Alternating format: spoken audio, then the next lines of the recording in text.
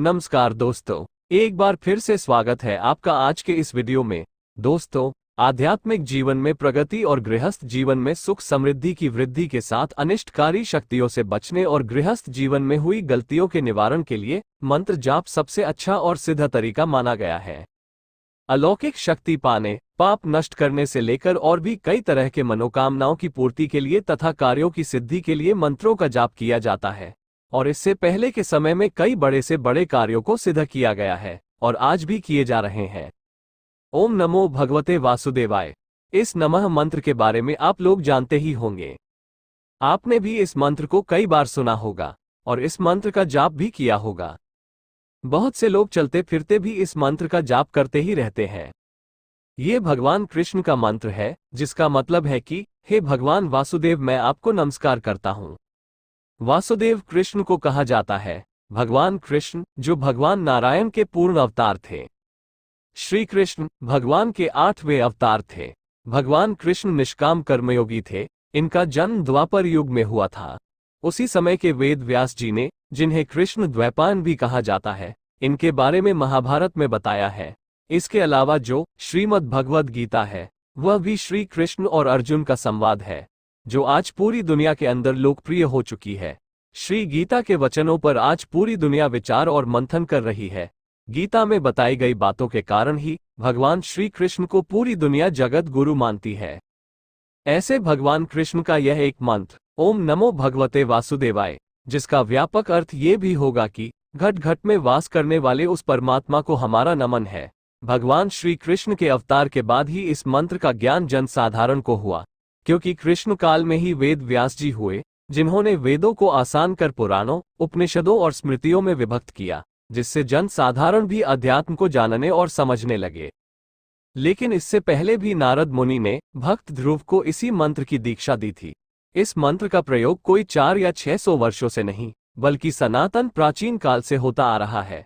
श्रीमद् भागवत महापुराण में एक प्रकरण में मुनि नारद मुनि वेद व्यास से कहते हैं कि जैसा कि आप जानते ही हैं कि ओम नमो भगवते वासुदेवाय, नारायण, ओम और गायत्री मंत्र में कोई भेद नहीं है और उसमें भेद करने वाला पाप का भागी होता है।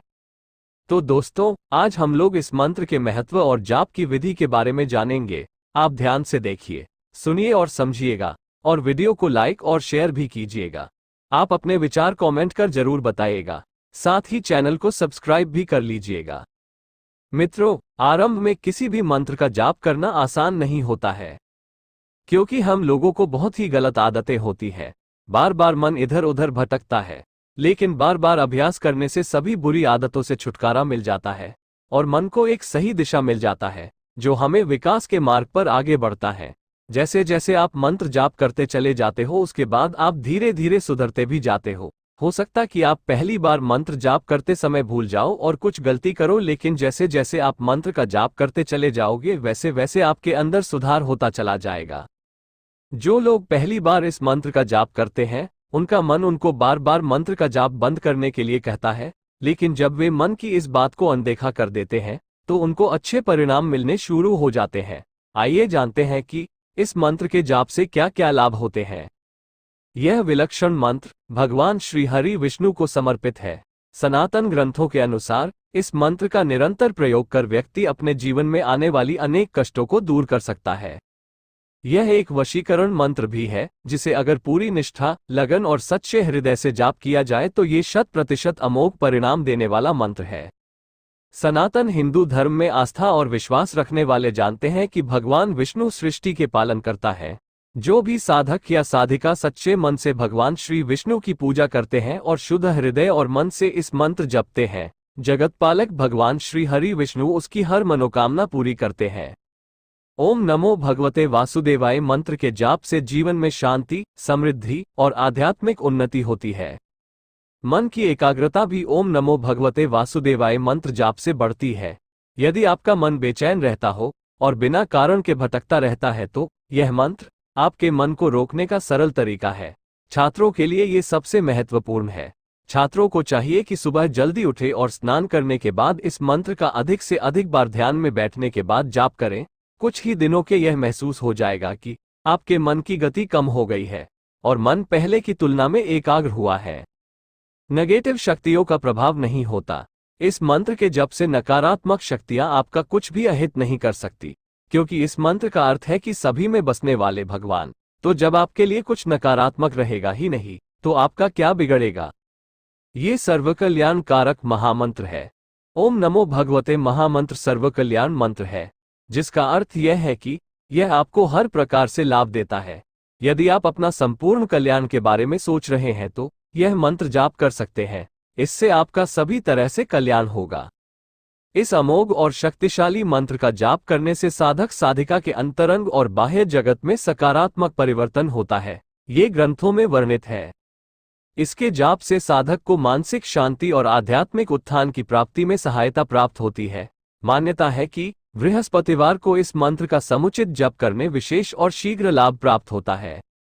इस मंत्र का जाप करने के लिए गृहस्थ साधक साधिका ये सामान्य विधि अपना सकते हैं। सर्वप्रथम जाप करने से पहले एक भगवान विष्णु के शांति रूप का ध्यान करें और अपने मन के सभी उद्वेगों और चिंताओं को दूर करें। विष्णु भगवान को अपने मन में ध्यान में लाकर अपनी मनोकामना का संकल्प लें। संकल्प और ध्यान करने के बाद ओम नमो भगवते वासुदेवाय मंत्र का तुलसी की माला के प्रत्येक यह मनके के साथ उच्चारण करें। यह मन में भी हो सकता है और मध्यम ध्वनि के साथ भी। ध्यान रखें कि ध्यान पर बैठने के लिए ऊन की आसनी सबसे बढ़िया होती है। इस मंत्र का जाप सुबह और शाम करना सबसे उत्तम बताया गया है। आप अपनी सुविधानुसार इसका नियमित जाप कभी भी करें, पर पूरी शुद्धता और निष्ठा से करें। इस मंत्र का मानसिक जाप आप चलते फिरते, सोते जागते भी कर सकते हैं। मित्रों, इस तरह इस मंत्र का जाप कोई भी कर सकता है और अपने जीवन को सफल बना सकता है। आशा है आप समझ गए होंगे। धन्यवाद। शुभमस्तु।